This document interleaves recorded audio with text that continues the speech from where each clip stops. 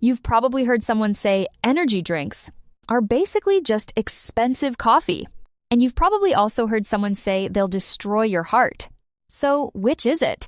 Because the truth is way more specific than either of those takes, and a lot more interesting. Here's what this video is actually about.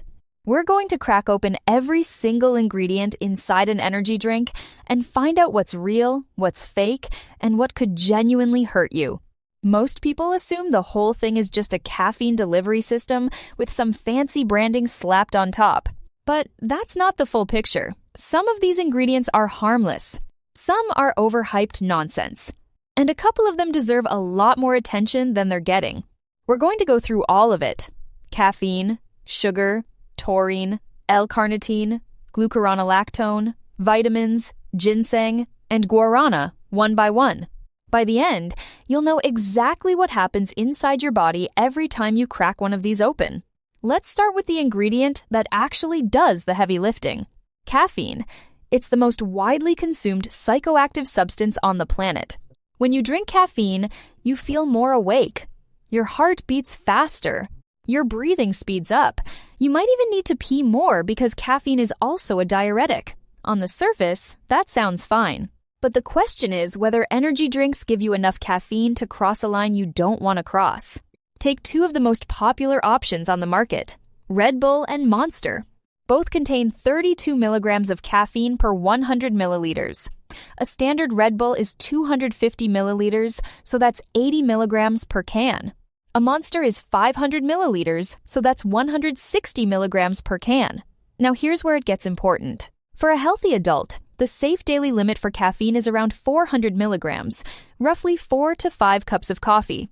More precisely, it's 5.7 milligrams per kilogram of body weight per day. So if you weigh 60 kilograms, your daily ceiling is about 342 milligrams. That's 4 Red Bulls or 2 Monsters spread across an entire day. Sounds manageable, right? But here's the part most people don't know. That daily limit and your single sitting limit are two completely different numbers. In one sitting, the safe amount drops to 3 milligrams per kilogram of body weight. That's half. So in one go, you shouldn't have more than 2 Red Bulls or 1 Monster. Not 2 Monsters, 1. And what happens when you go over that? The caffeine starts pulling water out of your body faster than you're putting it back in. Dehydration kicks in. Then come the sleep problems. You can't fall asleep, you can't stay asleep, and when you finally do, it doesn't feel like rest. You feel irritable, anxious, unable to focus, which is the exact opposite of why you drank the thing in the first place. But that's not even the serious part. Too much caffeine can spike your blood pressure to dangerous levels, raising your risk of a heart attack or stroke. It can also cause QT interval prolongation, meaning your heart starts beating in an abnormal rhythm. That leads to arrhythmias, and arrhythmias can be lethal. If you have a heart condition, energy drinks are not something to take lightly. What about teenagers? The research is still limited, but the recommended daily limit for kids and teens drops to just 3 milligrams per kilogram of body weight. For a 40-kilogram teenager, that's about 120 milligrams, 1.5 Red Bulls, less than 1 Monster, for the whole day. Energy drinks are not recommended for children, pregnant women, or breastfeeding mothers at all. But caffeine also has real benefits. It improves mental performance, reduces fatigue, and enhances memory. Before exercise, it genuinely improves endurance. So caffeine itself isn't the villain. The dose is. But if you only focus on caffeine, you're going to miss something that might be a bigger problem. Sugar. The typical energy drink contains about 11 grams of sugar per 100 milliliters. A Red Bull has around 27 grams. A Monster has around 55. That's between 6 and 12 teaspoons in a single can. The World Health Organization recommends free sugars make up no more than 10% of your daily calories, ideally less than 5%. A single Monster already hits your maximum for the entire day. That means if you drink one, you shouldn't eat anything else with added sugar for the rest of the day. No juice, no dessert, nothing. And let's be honest, nobody does that. Over time, blowing past that limit leads to tooth decay, obesity, and type 2 diabetes. The sugar is technically giving your cells energy. Glucose is what they run on, but the long-term cost is not worth it. What about sugar-free versions? They swap sugar for artificial sweeteners, which cuts the problem.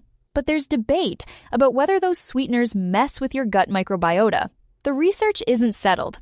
Between the two options, sugar-free is the better choice if you're drinking these regularly. So that's caffeine and sugar. Those two ingredients alone tell most of the story. But the cans are also full of other stuff that gets marketed pretty aggressively. So let's go through it. And this is where it gets interesting, because a lot of what you've been told is basically fiction. Taurine. You've seen it on the label. It sounds powerful. It's an amino acid that naturally exists in meat, fish, dairy, eggs, and legumes. In your body, it helps regulate your heart, your skeletal muscles, your retina, and your central nervous system. Energy drinks pack in way more taurine than you'd ever get from food. And the question is, does that do anything useful? Here's the honest answer. There is some concern that high taurine levels could affect the developing brains of teenagers and young adults. Since taurine plays a role in how the nervous system develops, that's a legitimate worry. But on the other side, studies on both humans and animals have not shown that taurine in energy drinks actually improves physical or mental performance. So the taurine is probably not helping you. Whether it's hurting you long-term is still an open question. For now, it's mostly marketing. That's important, but taurine isn't the only ingredient that needs a closer look. Glucuronolactone. It's added to increase alertness and improve athletic performance. There is no scientific evidence supporting either of those claims. None. It's in the drink because it sounds good on a label. L-carnitine. Found naturally in your muscle tissue. Added to energy drinks to promote muscle function and physical performance. Here's the catch. The studies that showed L-carnitine benefits used concentrated supplements, not L-carnitine mixed into a drink alongside caffeine, sugar, and 10 other ingredients. There's no evidence that the L-carnitine in your energy drink is doing anything for your performance. Another one for the marketing column. So what actually has something going for it? The B vitamins. Energy drinks typically contain B6 and niacin, which is B3. These vitamins genuinely do contribute to energy metabolism and mental performance, and they do reduce tiredness and fatigue. That part is real. And here's the good news. B vitamins are water-soluble. If you take in more than your body needs, the excess gets flushed out through your urine. The risk of getting too much from a standard energy drink is very low. So the vitamins? Legitimate. Not the main event, but real. Now, here's where things get genuinely complicated. The plant-based ingredients. Ginseng and Guarana. These aren't just flavoring. They're what scientists call active ingredients, meaning they produce a real biological effect in your body, the same way caffeine does, the same way medication does.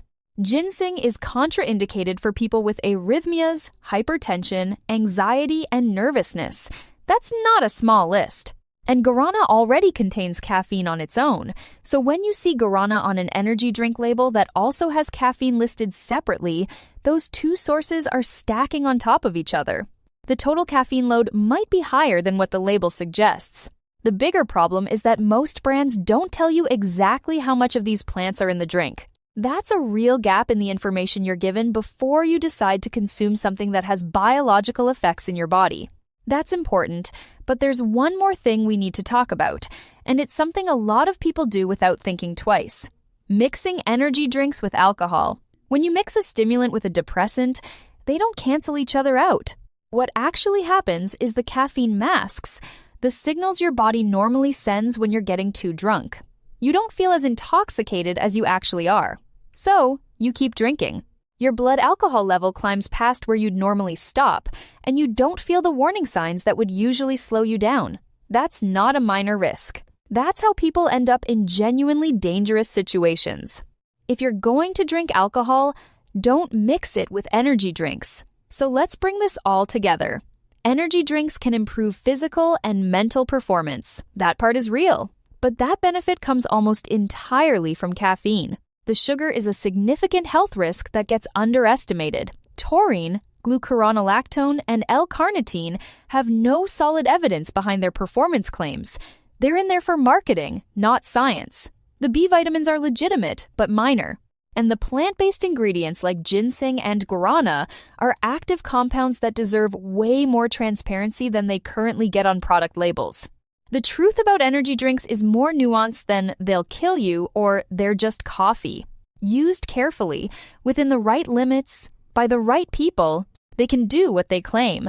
But most people aren't using them carefully. Most people don't know what the limits are, and most people have never thought about what's actually in the can. Now you do. If you found this useful, drop a comment below. I genuinely love to know if you're a regular energy drink person or someone who avoids them completely. And if you want to keep going deeper on how the things you eat and drink actually affect your body, subscribe. There's a lot more coming that you're going to want to see.